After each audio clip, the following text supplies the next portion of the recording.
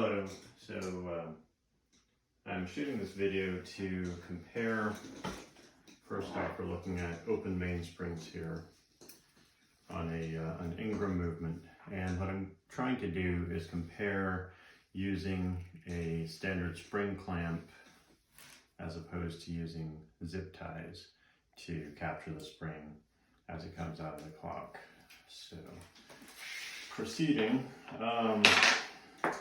I already have one of them wound up, ready to be clamped, and let me wind the other one up real quick. Now, just a warning, I do have a broken click spring over here, so I'm going to have to be careful of that, but as of right now it's sitting in a tooth, so it should be fine. So let's wind this one up, get it ready to be clamped to be removed, or captured to be removed. It is very unlubricated. I just did an initial cleaning on this movement and I had it apart. When I told Matthew I'd make this video, and as you can see, I didn't even bother putting the motion works in place. I just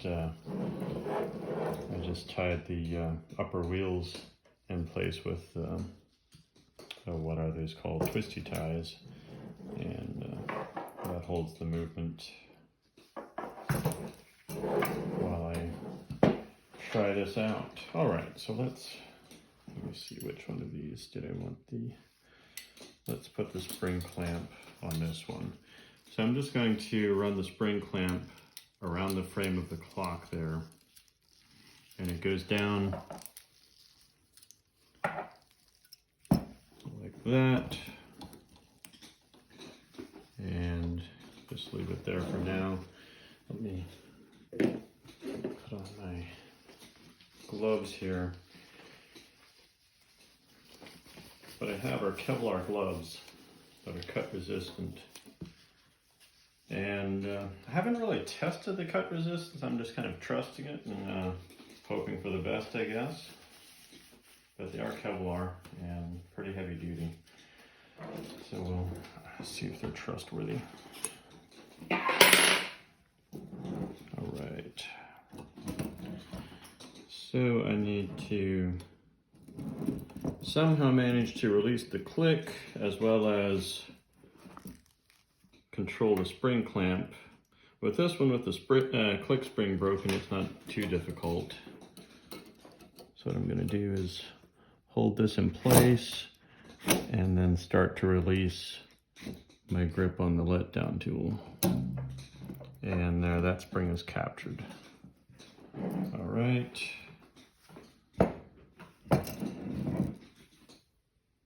That's what it looks like. And now for the experimental part, to do the zip tie on the other spring. Now, I was messing with this a little bit before I started the video, and I realized it might be a little bit iffy to use only one zip tie on these springs, and so I believe I'll use two on one of these mainsprings. Let me see if I actually wound it up far enough to get the zip tie in place.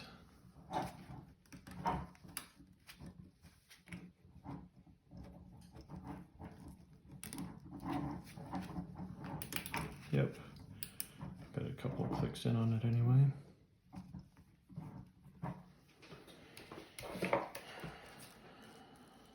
And here we go with number 2.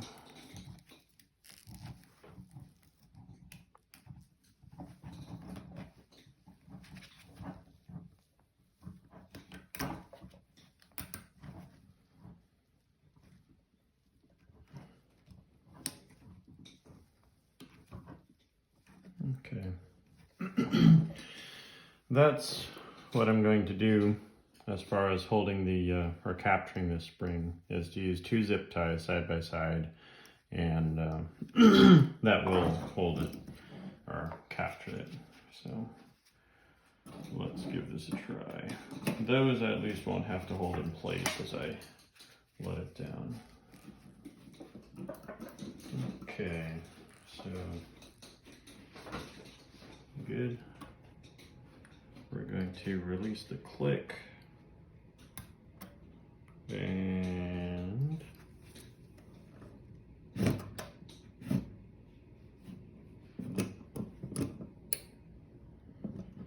just in time that thing clicks back in place and that spring is captured. So let's actually double check that one, just because we don't want to take the plates apart and then all of a sudden have something jump at us. So I'm going to give that thing an extra couple of turns. Okay, that's let down. Let me double check this one.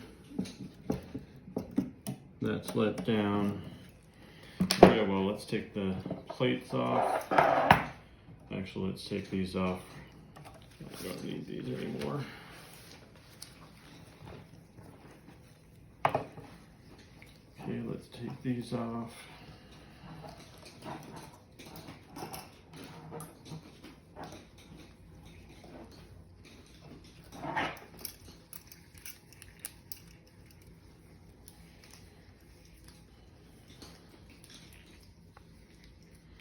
Granted, this isn't necessarily what you'd be doing in a live scenario most of the time.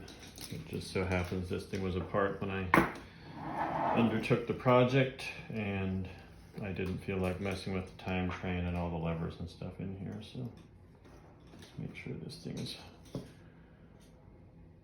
all done running down.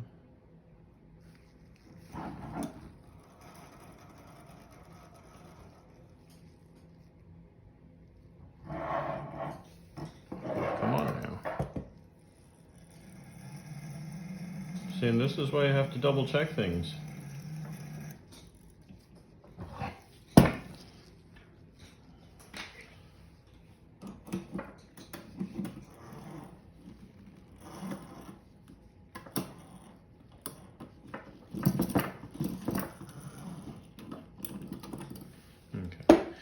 There wasn't a whole lot of life left in there, but just a little bit. Enough that. Anyway, all right, let's grab a wrench here. This is a 1/4-inch wrench. Now, for some reason, the nuts on these Ingram clocks, I've only worked on 2 of them, but the nuts on these Ingrams that I have worked on tend to be just a little on the big side for a 1/4-inch wrench. But they're too small for the next size up. I tried metric, that didn't work either. But anyway, you kind of have to force them sometimes, and they do come off eventually.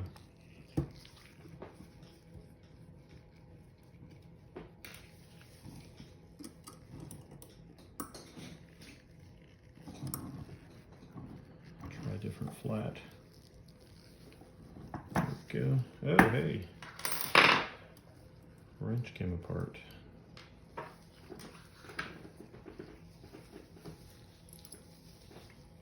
put this back together again.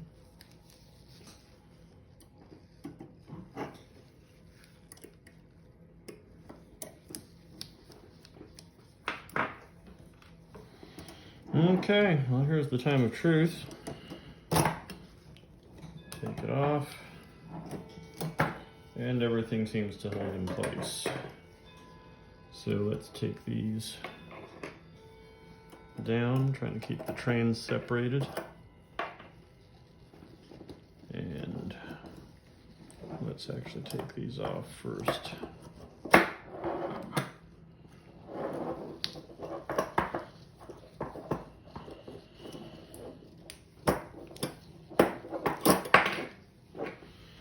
Okay. So as you can see, the spring clamp on the left gives you a little bit of flexibility as far as where the end of the spring can go. And this tends to tie it closer to the spring itself.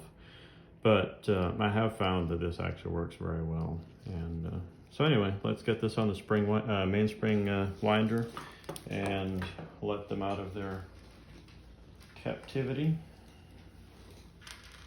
Move these aside.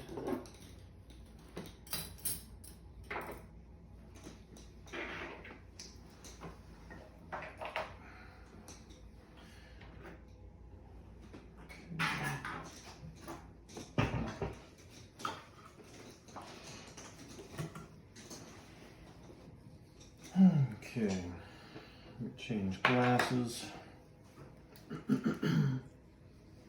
and put on my gloves again.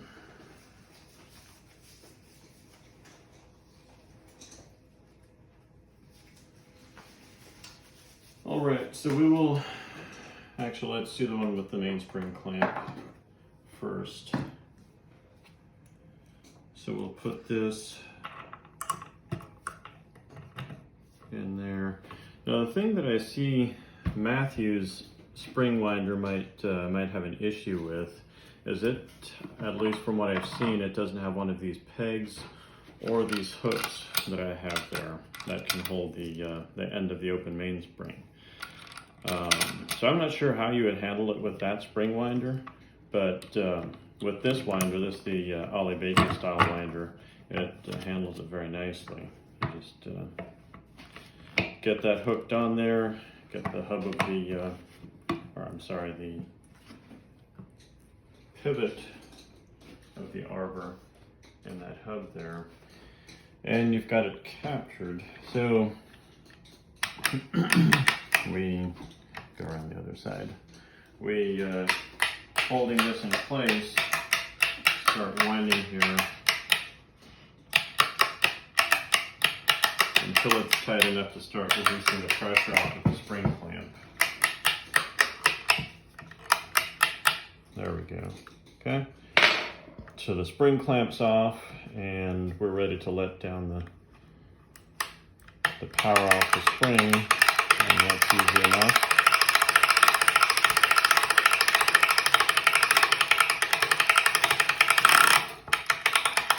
Pardon the noise.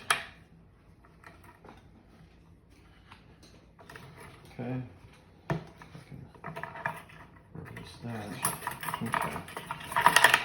So here's our first mainspring let down and ready to work on. So it's very easy with the spring clamp. And here we go with the other one that has the zip ties on it. Once again, we're capturing the end of the spring on the peg down there. Tighten that down, and this time we're turning the other direction. So we're going to tighten this.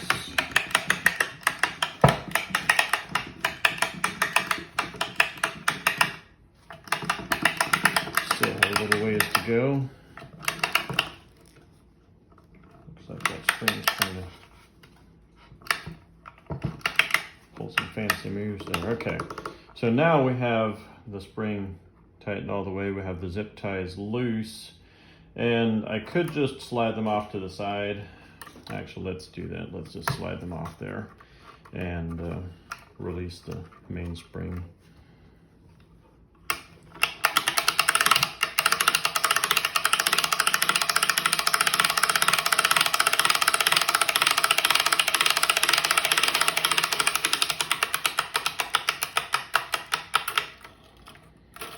Okay, there's the second one. As you can see, the capturing of and letting down the mainspring with the zip ties works very well. I mean, it's at the most minorly inconvenient as far as opposed to using the spring clamp. And in the next video, then I'll work on getting these captured again and ready to put back in the movement. So that's it for now.